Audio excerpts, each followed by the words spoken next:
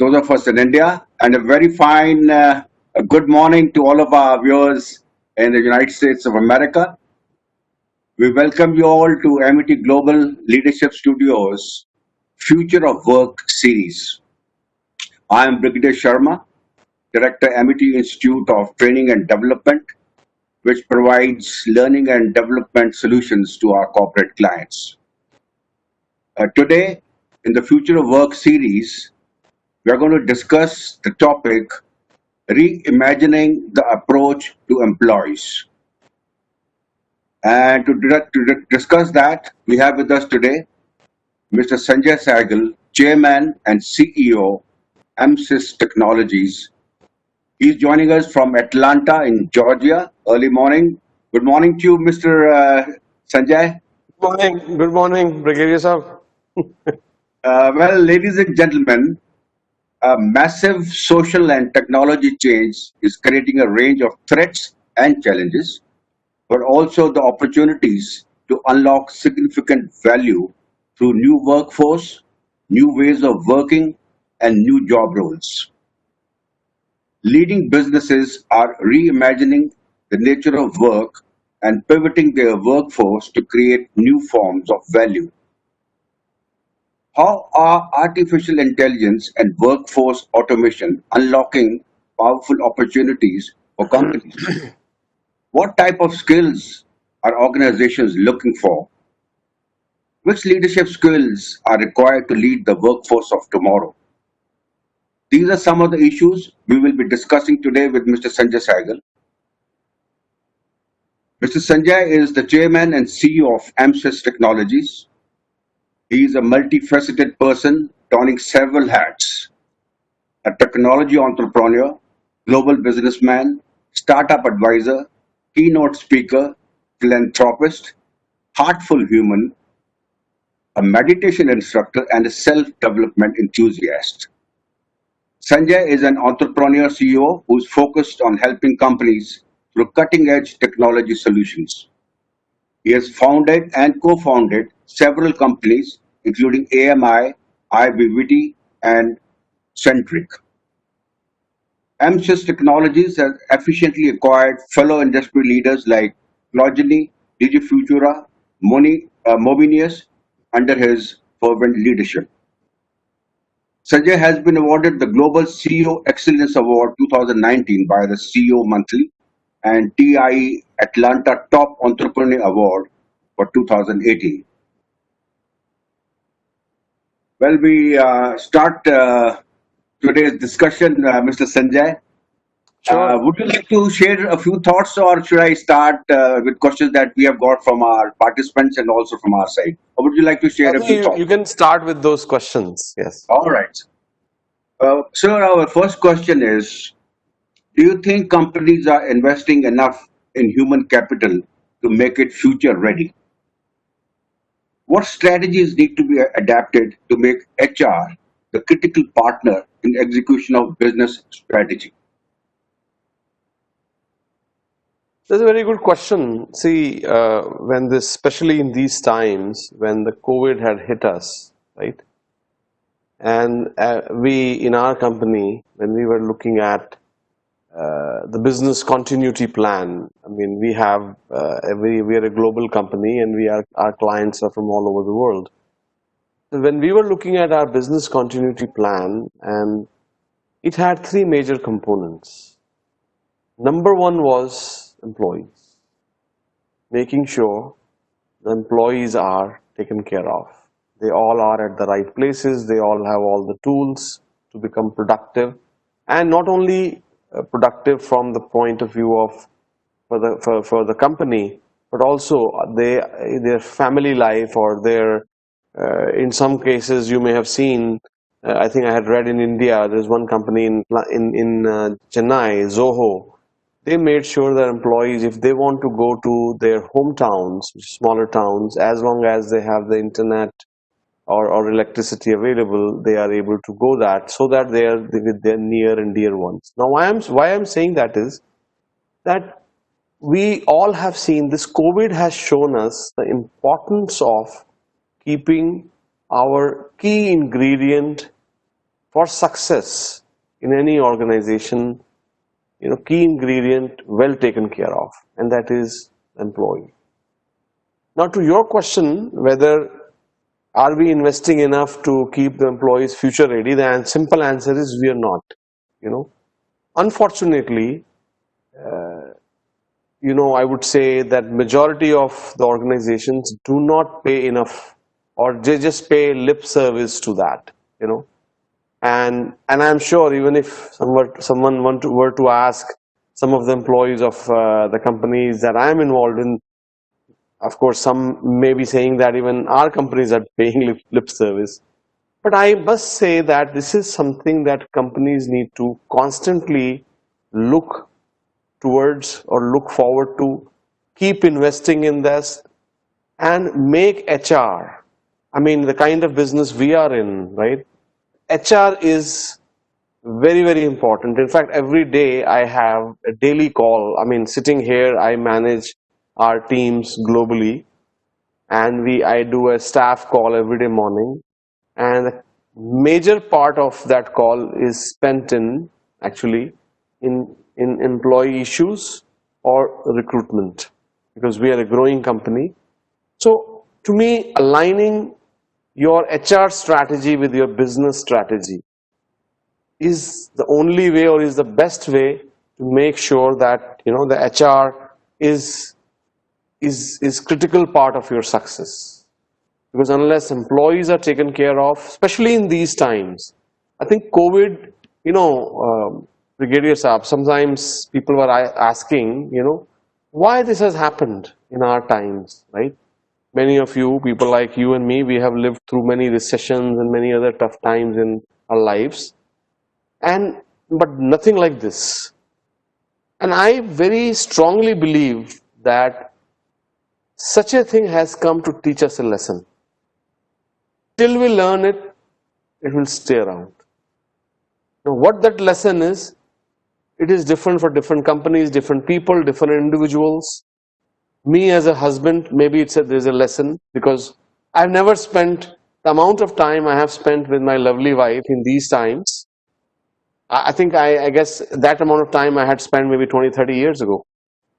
So you can imagine that together we learned a lot how to live well with each other, how to spend time with each other. I'm just giving that as an example. Same thing for companies. I think it has come, such a catastrophic event has come to teach companies a lesson, teach countries a lesson, teach individuals a lesson, teach humanity a lesson. And to me, that lesson would be, very important lesson would be, how do we take care of employees for companies, and how do we make sure that HR is aligned with our business strategy. And I urge every company to follow that, because till you follow that, this is not going to go away. No, thank you very much. Thank you, sir, for that very frank and candid reply. Because as most of us know, companies do need to invest much more to make the workforce future ready. Now, sticking on with workforce, sir, what kind of skills do you feel will be critical for the workforce to have by about 2030, another 10 years, looking ahead, if you look ahead 10 years, what kind of skills do you think would be required by the company for the employees to have? Sure. And again, I'll take the COVID, these times as an example. What this time has taught us, two major things. One is that technology is here to stay. I mean, right now, if I may make a statement, that the whole world is being kept together, right? The economies are being kept together mainly through technology. I mean, even we are all talking, you're in India and I'm here in Atlanta, and companies are doing business. Companies like ours are doing business worldwide, and not just us, but so many companies are doing, so many governments are doing business worldwide, and that is all because of technology, only through technology. So number one, technology is here to stay. And second important thing, in many industries, I would say, we have learned is remote work. the importance of remote work and the readiness for remote work. Now, taking those as, you can say, the backdrop, right? And these kind of events that have happened are not just one-off. They may come multiple times in the future.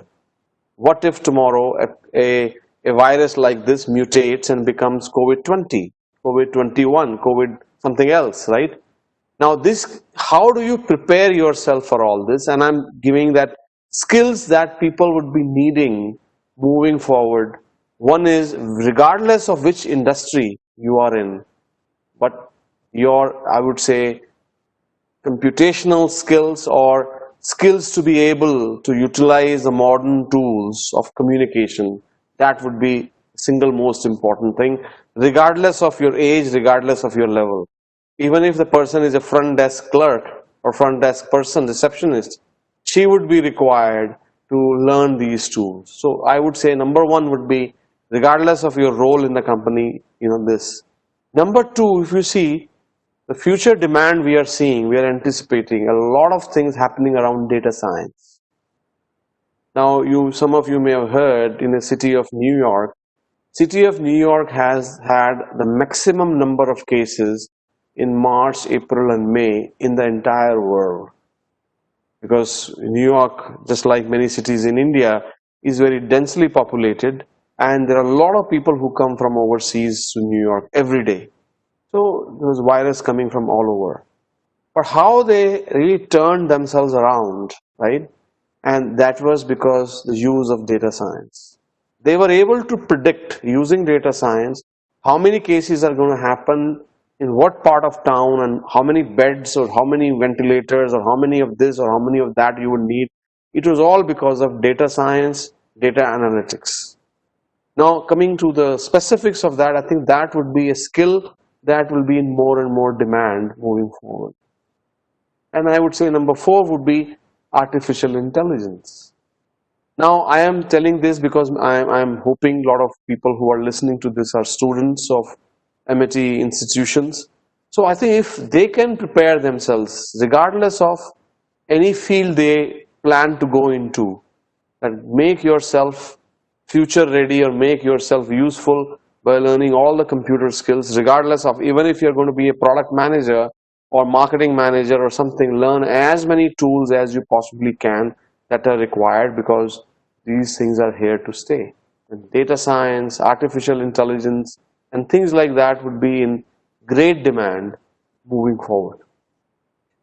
Yes, sir. We agree with you. Technology, ability to work remotely, data science, and artificial intelligence. No doubt, these are going to be very, very important skills, and I'm sure our students are listening to you and taking note of that. But another question which they would be very much interested in, and we would like to have your answer. Uh, sir, the kind of jobs that will be in demand 5 to 10 years from now are not known yet. We're not very sure what kind of jobs are going to be there. So how do companies plan for the future? They don't know what is required, what kind of jobs are going to be in demand. So how do they plan manpower for the future? No, I think, see, it depends, it varies from company to company. A company like ours, like MSys, just for this particular reason, we have our own in-house training division.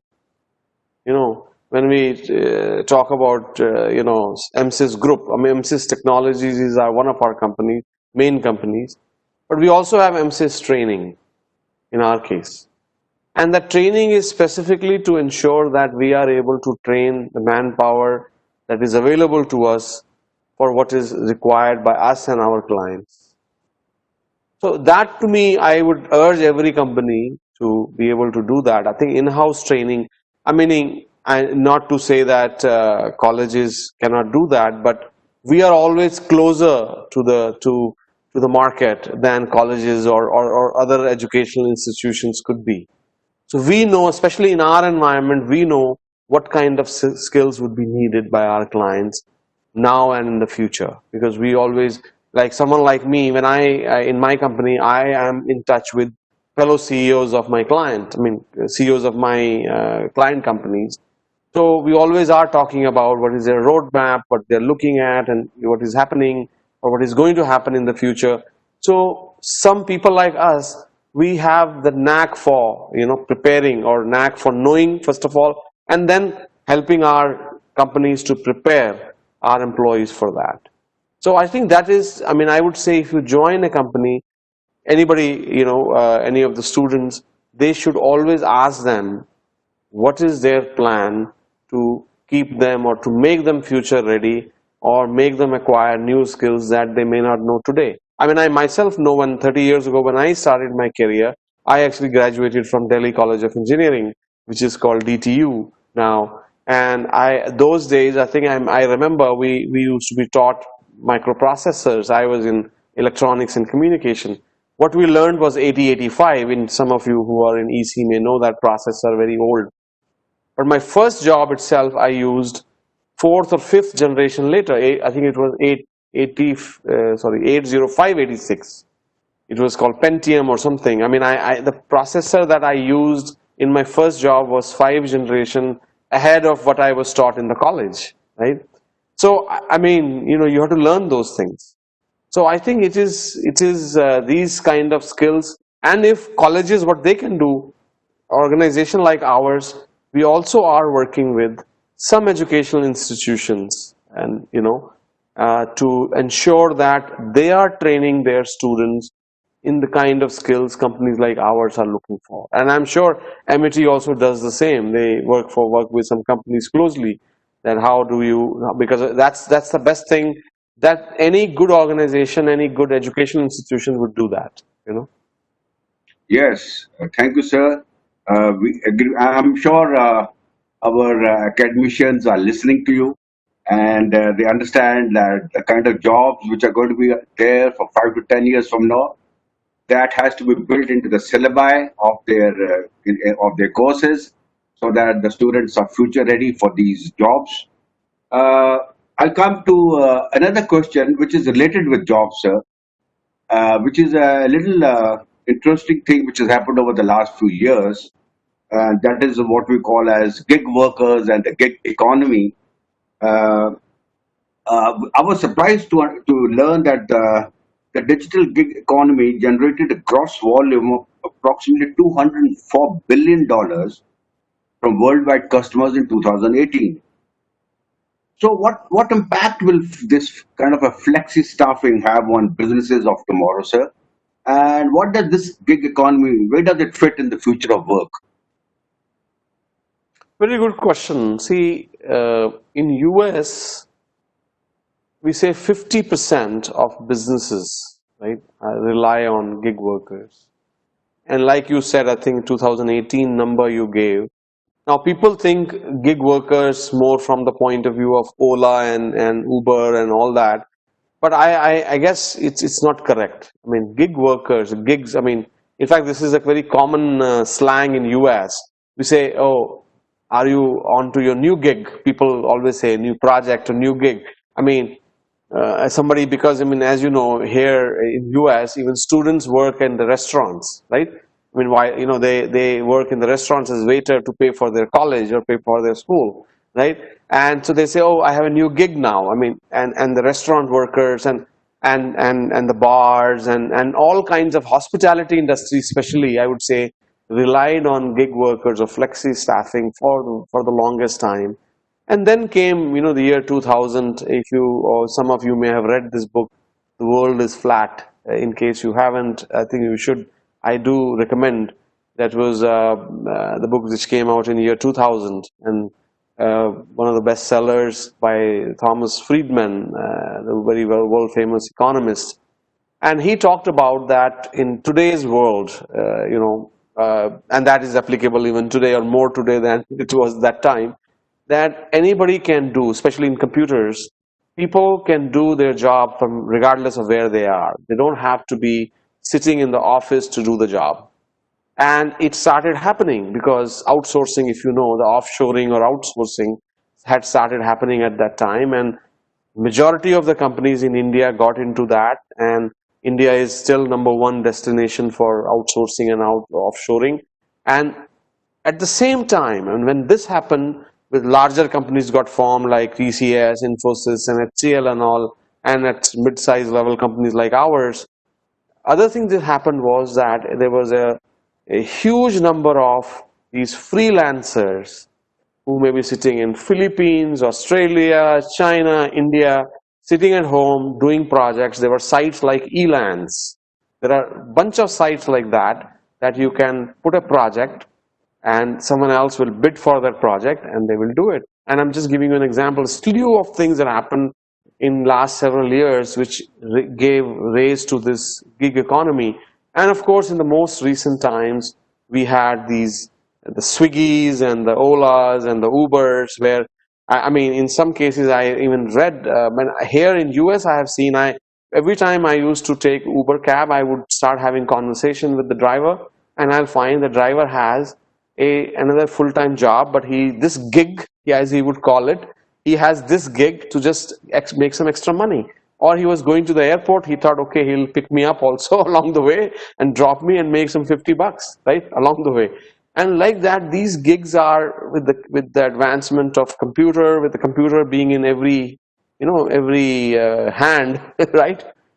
In every hand. I mean, they say that soon the number of iPhones or number of these smartphones are going to exceed the world population, right? So that is giving rise to this gig economy in a big way.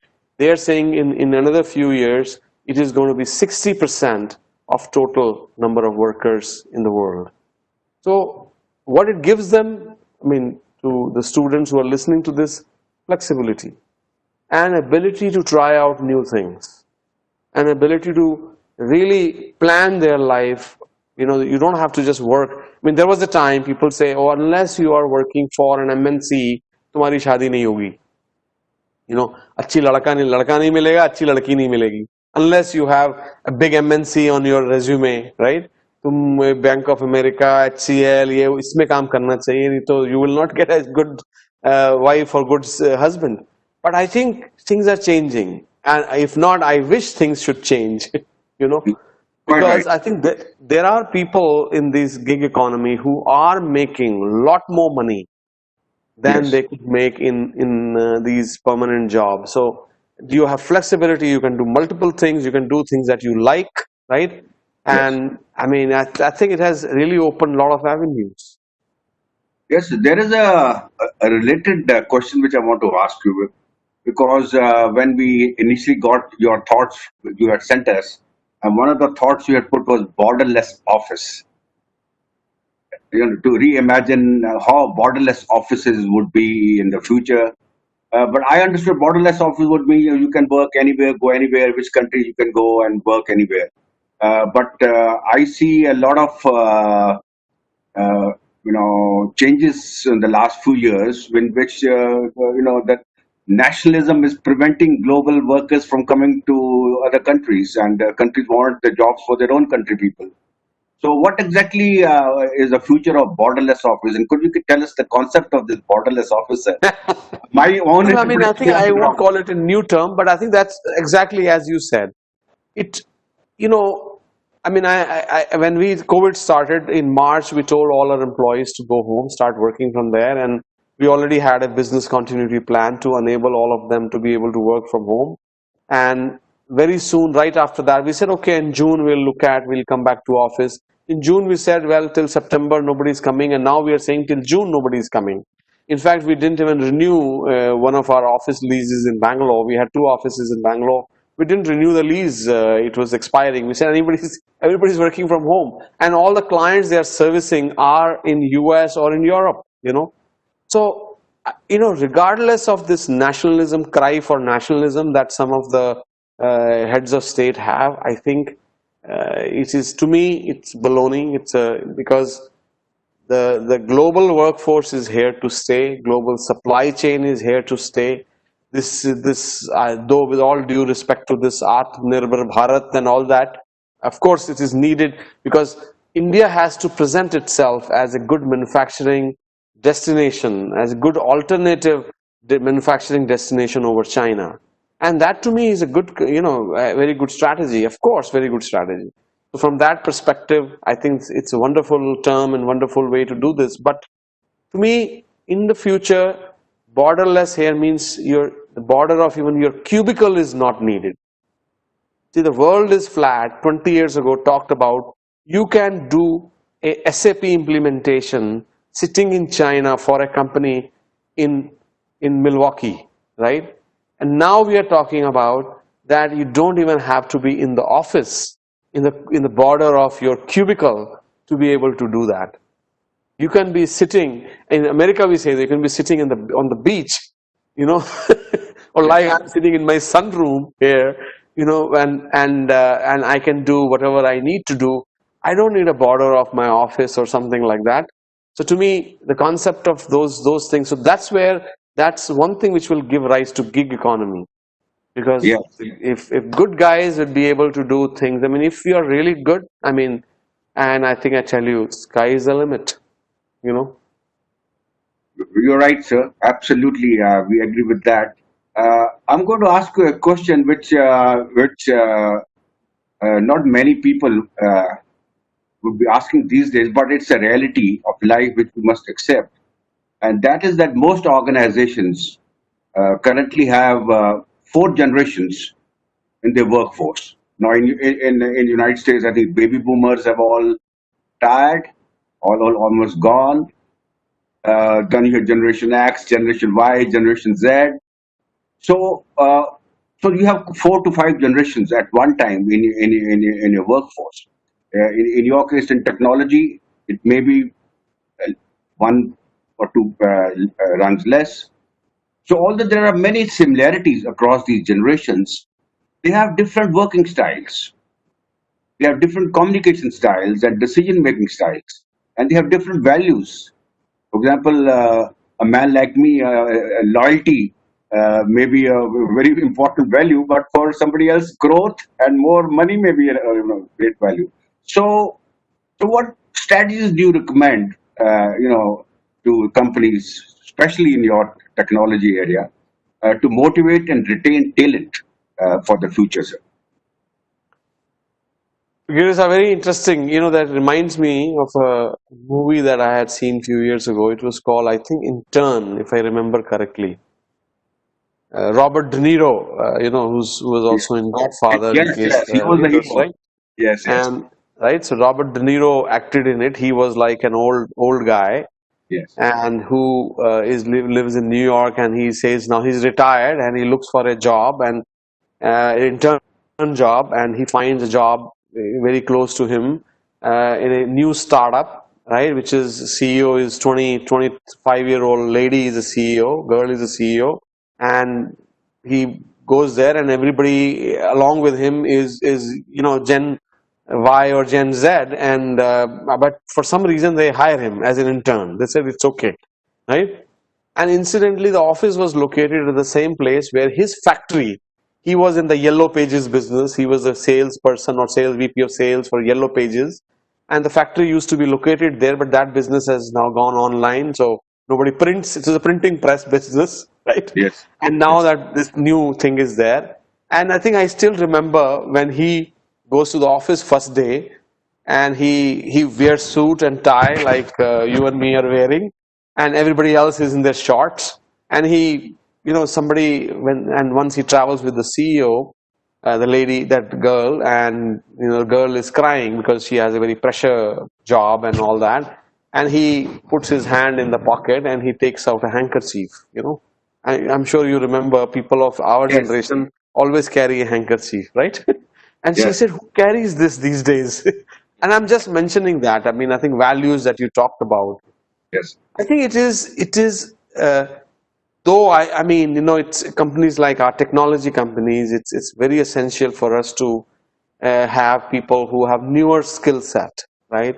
And so that's why we go to the newer and newer kind of people, or younger and younger kind of people.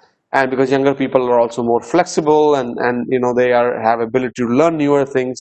But there is value for experience in organization like ours, in technology organizations, and I think It's a combination of all skill set that makes an organization a good organization. You know, you and I'm not saying that there are companies which have only younger workforce, they're not good, but they will miss the wisdom of the older generation if they don't have some people from older generation to be able to teach them, teach them the proper set of values. And I just told you in that movie, if, in case you get a Yes. chance, you should watch that movie. Very interesting because she, in her pressure job, she needed somebody to talk to her about life, about family, about what is important.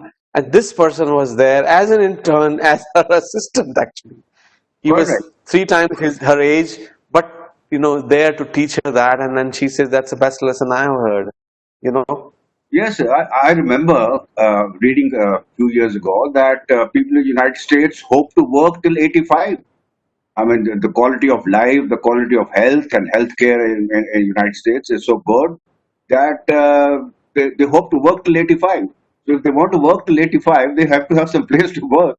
So I hope that modern and technology companies like you would spare a thought for people who are in their 60s and not only look at young 25-year-olds only, sir. Right? sure, sure, sure, sure. Absolutely, Yes. absolutely. Uh, I'm going to ask you a related question. We talked about borderless office and gig workers and the need for change. Uh, the question that I'm going to ask you is there something that organizations can do to embrace change? The change they could do is have network teams, self-managed teams, you know, so that they embrace change faster. And so, what can be some of the real changes that that trigger these companies to embrace change? Like I had said earlier, Brigadier Saab, that in the events like COVID, they had come for organizations or to force organizations to embrace change.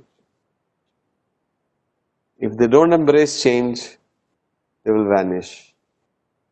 You may have heard that GE used to be one of the largest companies in US not too long ago, but not anymore. They really couldn't embrace changes which were happening around them in the marketplace. Now they are perhaps, I don't know what their ranking is, but it's pretty low, right? So I think what organizations can do to embrace change, first of all, realize that unless they are willing to embrace change, they are going to vanish. We all talk about dinosaurs, right? And I mean, it's not that dinosaurs had a choice, but things changed around them and they couldn't keep up with the change. So they vanished. Same thing happens to the companies, to the organizations. And especially in these times, I think sooner they prepare themselves for such catastrophic events, making sure their business continuity plans do have their employees, their clients, and everything else that is needed. They say the liquidity, the liquid cash. I mean, you all need to make sure that you are saving enough for the rainy day, or else, what if the business goes south? I mean, today, companies like ours are doing well because electricity and internet is there, so our employees can work. But tomorrow, suppose there is an event which takes away one of these, we will be, what would we do then, right? I Yes. don't know. I mean, I think I think it is imperative for every organization to prepare themselves for such events. And within the teams, I mean, now in the remote work, we are finding some people are getting into, I mean, you may have heard that in such cases, I mean, when these events happen and people are working from home, there are different phases people go through. In the first phase, they are just feeling bored, sitting at home and all that. In the next phase, they start feeling it's why it is happening to me. And then soon it turns into anger. They start getting angry. Now, a lot of things that you're seeing around us, a lot of problems we are seeing around us in US, you may have heard a lot of protests are happening in US and all. That is nothing but an expression of anger that is coming out of the situation people are in these days. Now, I'm just kind of taking a social thing and combining that with the organization. Now, same thing happens with organization. Now, organizations need to ensure their employees have the right tool set, the right support, right, and the right team composition to be able to prepare themselves for such, I would say, emotional changes that are happening because people are, right now facing the new environment. So there's another thing that we have noticed, of course, working virtually and working from home. Of course, we are connected, but then technology does enable employees to work virtually, collaborate with others, and work is becoming a 24 by 7 reality, which is blurring the line between work and the non-work lives. uh, there is increasing pressure and stress on employees. I mean, now in your company, you have uh, exactly 12 hours. I mean, when the day is ending here, the day is starting in your place. You have companies in India, you have companies in Atlanta. Maybe the work, some of them may continue working well into the night. This is increasing the pressure and stress on employees, sir. So, what do you think should be done to ensure physical and emotional well-being of our employees? Under these circumstances. Teach them meditation. Yes, we are coming to that. So we are coming to Yes, that. yes. We are So coming to I that. think, I feel, Brigadier Saab, that it's a problem. I see that not only in our employees, but also in my friends around us here in Atlanta. I see that these days they are expected to be on call, including my son. My son is 24 years old and he works for one of the consulting companies.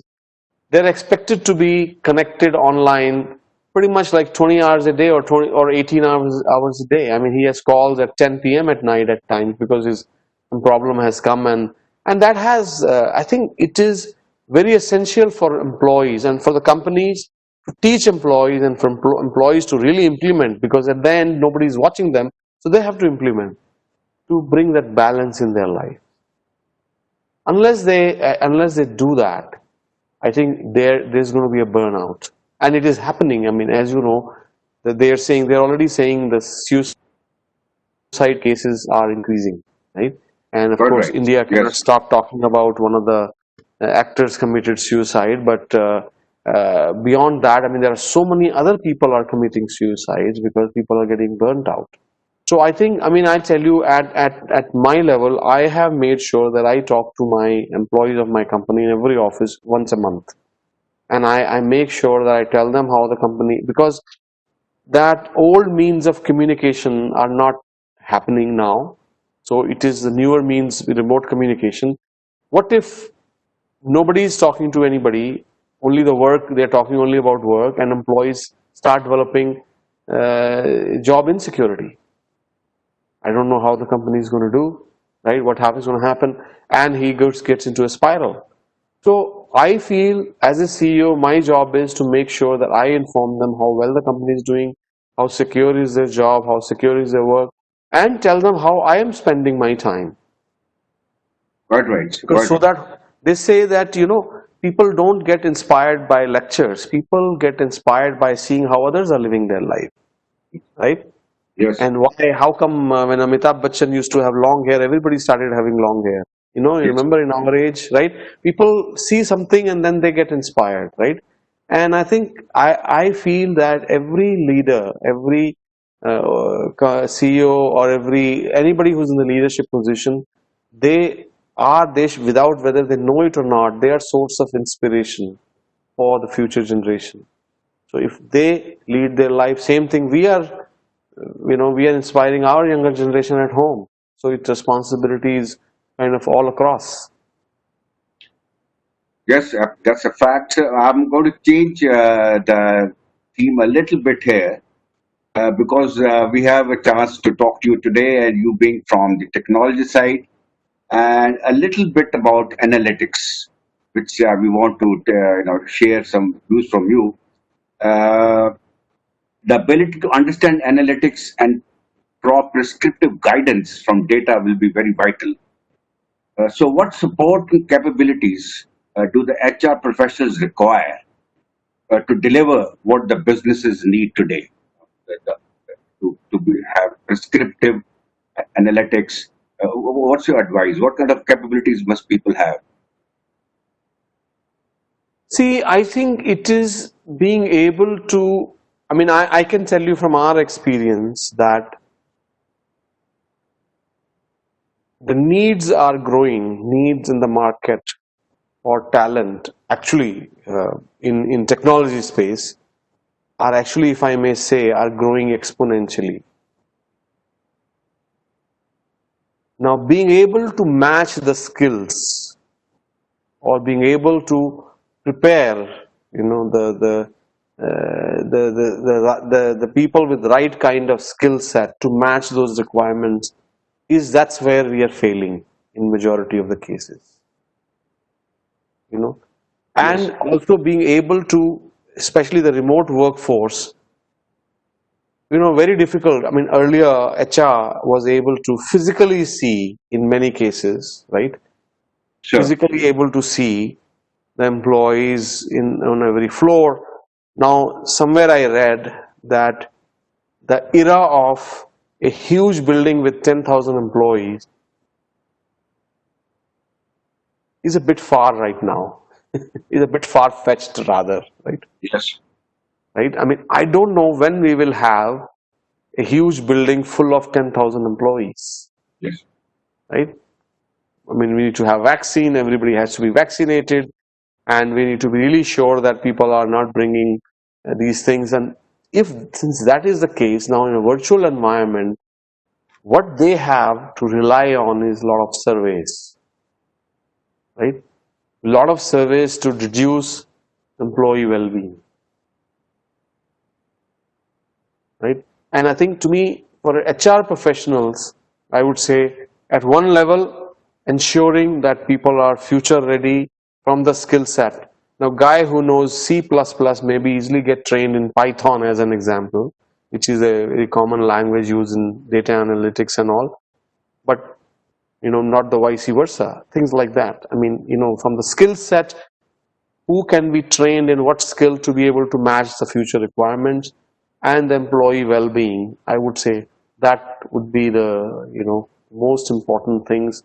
If they can learn these skills, I think they themselves will be ready. All right. So we come to a question which I think you should be able to, because at your position, at your level, that's an important question we want to ask you. So, what will be the future? What will the future leadership look like? What qualities and skills must future leaders possess? And what are the leadership strategies which will have the greatest impact in the future? Could we have your views on the leadership for the future, sir? Yeah, yes, sure, absolutely. Yeah, those of you who are really interested in this topic, you may want to go to my blog. I write constantly or consistently. It's called sehegalnotes.com.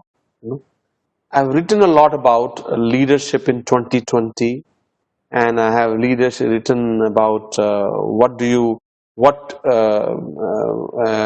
how to hire the right kind of people. Right? I'll start with that. To me, leadership quality is not just something about managing people, and I'll talk about that also with what is required for managing people. Leadership quality is something that is there as a human quality, because we are a leader. If nothing else, in our own life, we are leading our life. See, don't we say the term lead your life, right? It means you are leading you are a leader. You're born and you're a leader. Now, how well you lead your life, that is the quality we are talking about. I think an important thing, when recently I had actually even a video we had released in my blog where we talked about how to hire the right people. I said, okay, there is a very famous person, Simon Sinek, in case you guys have heard of him.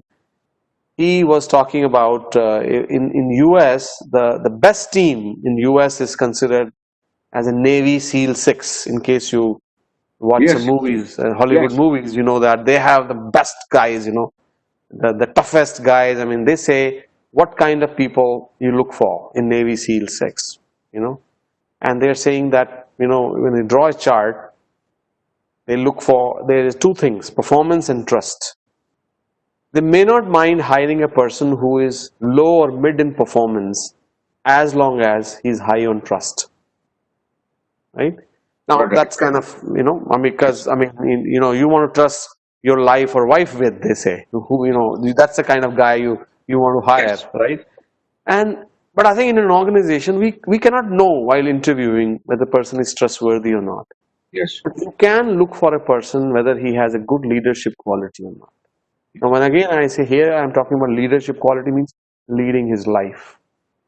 sure. Now, an important thing to notice there is, does the person have a victim mentality or he has leadership mentality?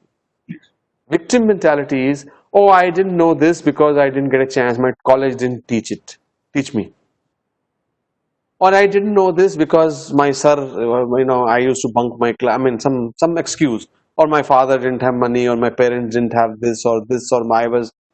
To me, that's a victim mentality. A person with leadership mentality, he takes everything that he gets in his stride, makes the best use of that what was available to him, and leads his life.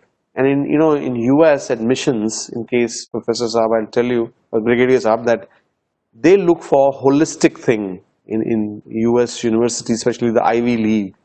They look for not the person with the most number of marks. They look for a person who made best use of resources available to him. They gave admission to a guy who actually didn't score. He scored almost 90 percentile in SAT, mainly because he was homeless. Him and his father used to sleep in the car. And he used to attend school. He used to take bath in a public toilet, and then he used to go to school, or sometimes he would take bath in the school and attend the classes, and he still scored 90 percentile. They could have hired guys who were 100 percentile or 99%. They hired him. Now that to me is one quality that I really always suggest in a leader. Real leadership quality is opposite of victim. And number two, I would say, when you are actually leading people, these days, things are changing. If you look at companies like Google, companies like Apple, companies like Microsoft, what has changed in the last few years? The founders have made way for new leaders. Two of those companies now have leaders of Indian origin, as you all know, Yes, Sundar Pichai and Satya Nadella. yes, Now, what qualities do they have? Inclusive and moral leadership. Very, very important these days. The old era of leader being a dictator, right? And correct. tight-fisted and controlling the company like Yes, Steve Jobs did or Bill Gates did. It was needed at that time, not in today's leadership. Modern leadership in 2020, and that's what I wrote about in my blog there, requires different kind of skill sets. You lead by example, you lead with skills. And the third or last more important thing I would say is, see, anybody can acquire knowledge. I was mentioning to you the other day, time perhaps is not far off. A child is born, you put a chip in him and he has artificial intelligence. He's available, all the data that is out there available to him. In fact, it's true even now. I mean, Google is your face or your window to this entire world. You can Google anything from anywhere, right? correct. Now suppose that thing becomes part of your own being when you're born. So all the knowledge is there. You have the glasses. Now they say Bose has come up with speakers, by the way, which are part of your glasses, right? And then you have a screen here. And now they're talking about a screen which will be virtually in front of you wherever you're going. So there are so many things happening in technology. Soon all the data that is out there will be there, part of you. But data is part of you, intelligence is part of you. What is left? What will distinguish you from another person in the workforce? Everybody knows Python, or they can know Python because the chip is there. Correct. Heart. Heart is the one that distinguishes us from all the robots, from all the other machines, from everybody else. And that is what people are in US. People are looking more and more for a skill called emotional intelligence, right? And Correct. I mean, I'm sure you all would have read about EQ, emotional quotient. Yes. And earlier it used to be mostly IQ, now it is EQ. Or some Correct. people even talk about social quotient. How well the person deals with himself, right? And that's what the thing I talked about, victim versus mentality. How well the person deals with himself, leads himself, and how the person deals with things around him. And that to me is a quality of the heart. And Sure. that's But is a very, very going to be very, very important thing in leadership, any leadership position in the future. so as we look into the future, a question again at your level, since you are a CEO. Suppose you were to start on a blank paper and draw out an organization that you would like to have. How would you reshape the C-suite? Yeah. What should we say a major change in their priorities? Or should the present system continue? Or how do you look at the future of the C-suite? I think that's a very good question, and that's what I think. The last thing that I mentioned, I would in the C-suite, I will look for their ability to manage themselves and ability to manage others at the same time. Often we look for people, who are high performers, who are not. I mean, they may be high performers, but their personal life may be a disaster, right? Or Right. their ability to deal with people may be questioned all the time. So I will always look for people who are able to manage themselves as well as they're able to manage the task at hand and the others. And C-suite would be, in my view, and that's where you are beginning to find they talk about diversity in C-suites and all that. I mean, people are finding that the women are missing, you know, and because Correct. they are softer, right? I mean, I think they bring certain skill set which men always find difficult to acquire. So I think that's the to me, you're looking for more balanced individuals in the C-suite in the future. Quite right. And I will come to some things which are closer to your heart. We will talk a little bit about, heartful people, heartful, emotion. That's the kind of thing you're very fond of. What kind of, you talk about heartful meditation and, so what kind of advice that you would like to give to young students and young people sitting here with us today about how they should look into meditation and other such, activities? See, Brigadier Saab, then you will perhaps you'll be surprised if I tell you I started meditating when I was 23 years old. And nobody in my family used to do that before I did. Typically, people do these things if they're born into a family of people. I was born in Delhi, born and brought up in Delhi, um, and like most of the youngsters, always was, khana pina, movies dekhna, karke, that was my lifestyle. Till I come across this meditation, and initially I was really not keen to doing it. I thought, well, आंखें बंद करके film actors के बारे में सोचते रहते हैं करके. I used to make fun of those people. But once I started doing it, and the kind of things I realized in my life, even at that young age, that day and today, I have been still doing it. 30 years I have been doing this meditation. So often people think, oh, it's not for youngsters.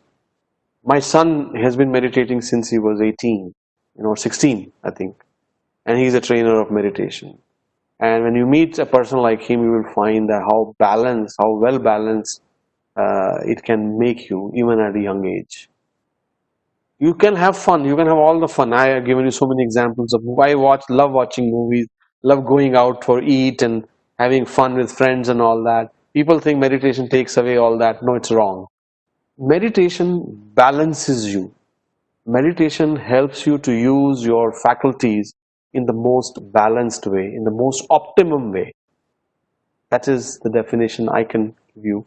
And if the youngsters and the not so young guys, they should all take it up, because I think it's to me it's something that is missing in your life. There is so much you can learn. There's only so much, so limited things you can learn from books and movies and podcasts and all that. There is a huge reservoir of wisdom within each one of us that is ready to teach us the right things as and when needed. And that's what meditation helps you tap into. Sir, I'm going to ask you one or two questions more because we have 5 minutes more, and that Sure. is again something which is very close to your heart. And that is entrepreneurship. And you know, talked about starting having a startup every third days. So, what message you want to give to our young students about you know, entrepreneurship and the spirit of entrepreneurship rather than going into companies and joining jobs? So, what kind of advice? Because you have been through this in your life, you know what is required to be an entrepreneur. What are the risks?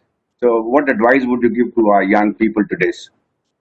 See, there was a time when I started my first company, I was 35 years old. Now, if I ever have to go back, suppose I have to redo my life, I would start as soon as I came out of college. you know.